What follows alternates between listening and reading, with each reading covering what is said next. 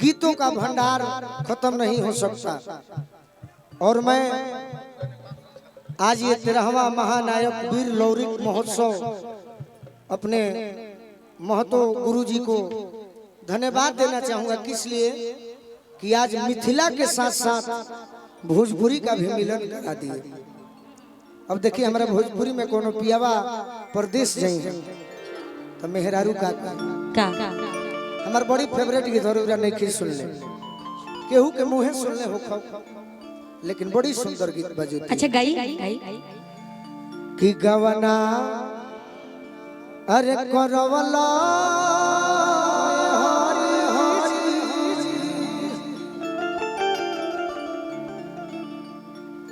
आरे गवना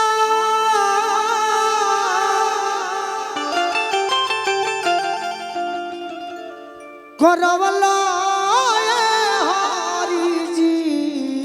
अपने पुरबवा गईला है ये गाना के जवाब नहीं। बिल्कुल बिल्कुल।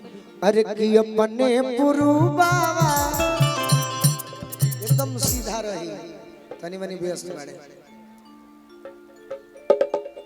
आरे गवना अच्छा एक गाना इसी में है पता है क्या कि छोड़े गवने हरी में हरिया अबे मैं बहुत छोड़े गवने हरी में हरिया जनी जानो करिया करे जा जनी जानो करिया करे जा। अरे गवना करवला हरी जी गवना करवला हरी जी अपने विदेशा गइला रा अपने पुरुवा गइला रा कहतारी जहिया से गइला पठवला न पतिया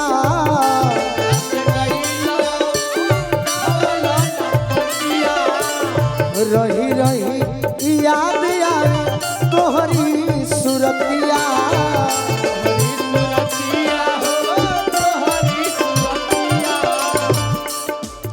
आर्य जिया छो छो नवला हरी जी जिया छो छो नवला हरी जी।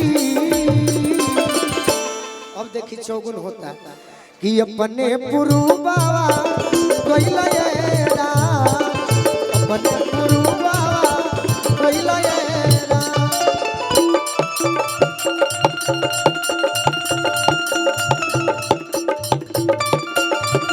जिया जिया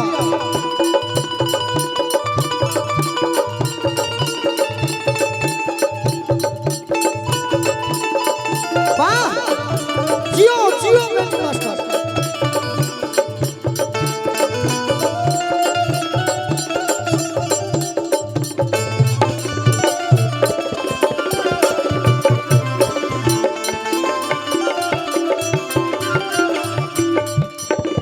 कवनो सने सवाना पतिया पठवला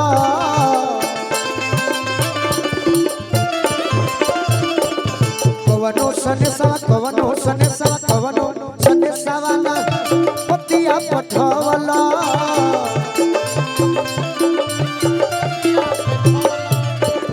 मोर बीरहीनिया के बड़ा तड़पवला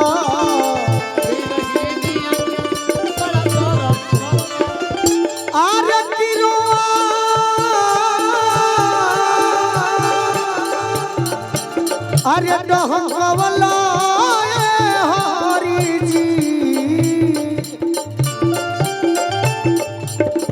रोवा डहकवला हरी जी अपने पुरुबा गइला रा अपने पुरुबा गइला रा अपने पुरुबा गइला रा अपने पुरुबा अपने पुरुबा अपने विदेशवा गइला बहुत आसान। अब एगो